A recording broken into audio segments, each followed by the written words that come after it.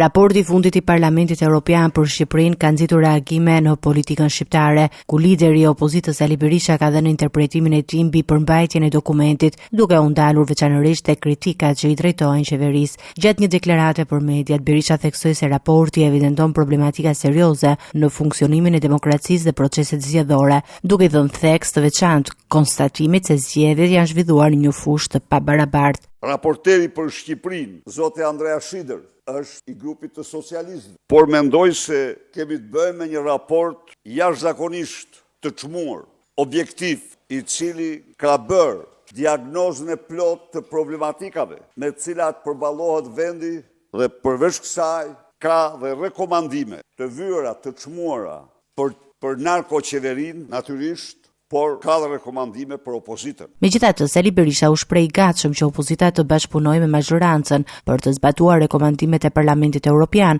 duke konsideruar këtë si një detyrim për të avancuar procesin demokratik dhe integrimin evropian të vendit. Në reformën zgjedhore do marrim pjesë, sepse ne nuk mund të marrim kurrë përsipër përgjegjësinë e bojkotit të reformës dhe dorës lirë të Edi Ramës. Edi Rama do bëj, por ne të paktën do jemi. Ja që kjo është një kërkesë e drejt, ne jemi aty dhe do bëjmë çmos të japim kontributin maksimal. Në të njëjtën kohë, ai ironizoi mënyrën se si sipas tij përfaqësuesit e qeverisë do të interpretojnë raportin, duke lënë të kuptohet se dokumenti mund të lexohet në mënyra të ndryshme nga palët politike. Do të dëgjoni të dalin përfaqësuesit dhe thonë raporti shkëlqyer, falenderoj hipokritët se duhen me çdo kusht, kudo janë veprat e tyre në këtë raport. Raport shumë objektiv, një mbështetje reale për qytetarët shqiptar në rrugën e integrimit. Konferenca për shtyp u përdor gjithashtu nga Berisha për të adresuar çështje të tjera politike, ku ai shprehu mbështetjen për aleatët e tij, Ilir Meta, i cili ndodhet në paraburgim. Berisha akuzoi kryeministrin Edi Rama se sipas tij me urdhër të tij Meta po përballet me keq trajtim gjatë qëndrimit në Qeli.